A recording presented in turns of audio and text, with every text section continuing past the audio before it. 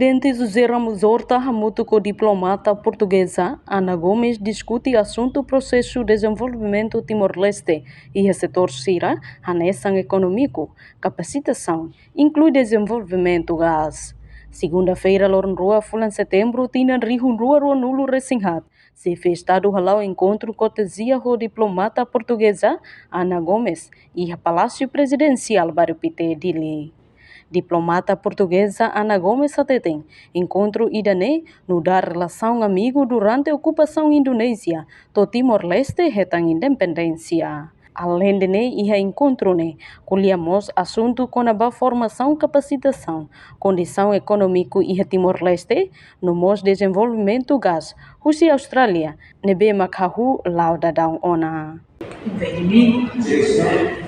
E que é o Presidente da República de Timor-Leste, interessa-me sempre ouvir o seu ponto de vista.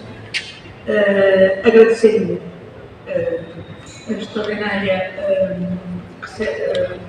apoio e o privilégio de estar aqui convosco a celebrar os 25 anos do referendo em que eu trabalhei, pelo qual eu trabalhei em Jakarta, exatamente no ano de 99, e sempre levar o ponto de vista do Sr. Presidente sobre os desafios que Timor-Leste enfrenta.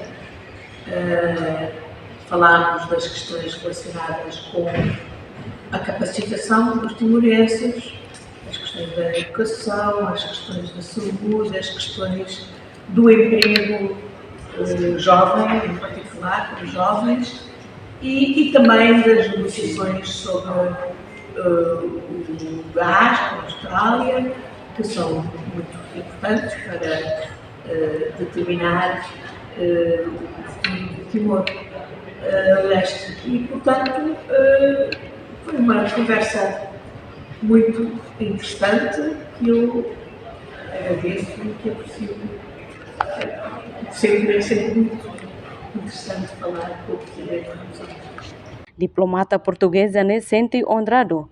Também ele discute o chefe de Estado com o processo tomak. Nebe dadaune lau ia Timor-Leste. Niamos contribui Hanoi embalo. Liga o desenvolvimento Timor-Leste nebe diacliu ba futuro. Reportagem Sabina Sansa, Televisão Timor-Post. Janela informação ba emogoto. Atua tem informação atual diacliu. Kita haluha. Haneham botão subscribe, like. Halo comentário no Fahia Tutang ba media sosial hotu.